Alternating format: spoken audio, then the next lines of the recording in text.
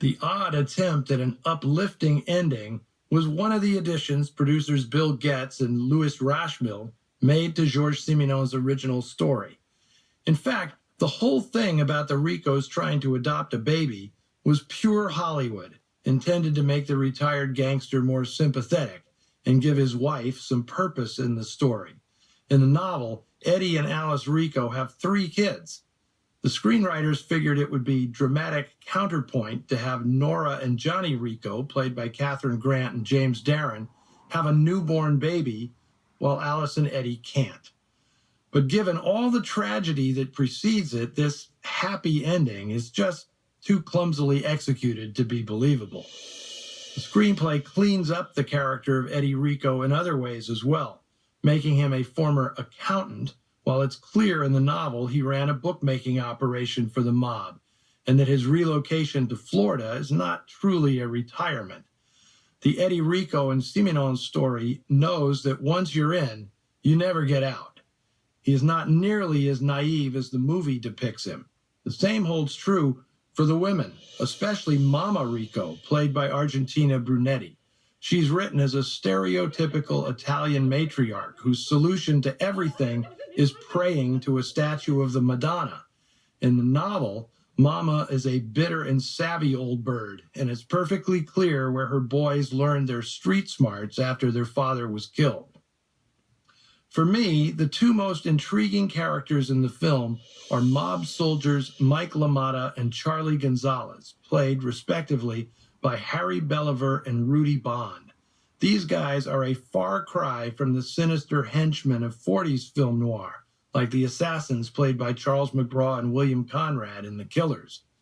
Their performances, avuncular but ice cold, perfectly captured the "it's only business" attitude of organized crime. 14 years after the release of the Brothers Rico, following the demise of the production code, Hollywood finally made a movie about the mafia that didn't soft-pedal anything. Francis Coppola's 1972 adaptation of Mario Puzo's The Godfather was the definitive film about organized crime in America, and I could even argue that it could be called the Great American Movie. Coppola had clearly seen his share of old gangster films. He considered both Joseph Calleja and Richard Conte for the role of Don Vito Corleone. For Conte, the role would have been the culmination of his Hollywood career. But in the end, the producers felt he didn't have the star power to top a cast of virtual unknowns like Al Pacino, James Caan, and Robert Duvall. Marlon Brando took the role, won an Oscar, and Conte ended up cast as his rival, Don Barzini.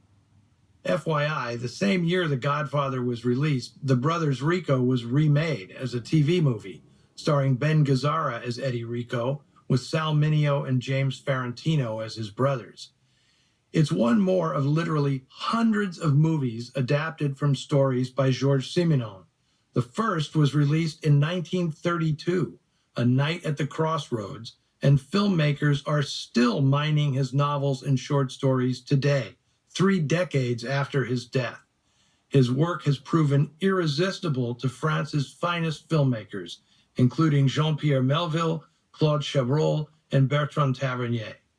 Now, whether or not you enjoyed The Brothers Rico, I strongly suggest reading Simenon's books, either the Maigret stories or the hard novels. Now, I didn't say much about the leading lady in today's film, Diane Foster, but don't worry, she'll be back in Noir Alley later this year, co-starring with Mickey Rooney in the terrific Columbia noir Drive a Crooked Road, and I'll have more to say about her then. Next week, Noir Alley commemorates Memorial Day with Act of Violence, starring Van Heflin and Robert Ryan, a film I consider to be as close to perfect as anything I've shown on TCM. I hope that will entice you to come back next week. See you then.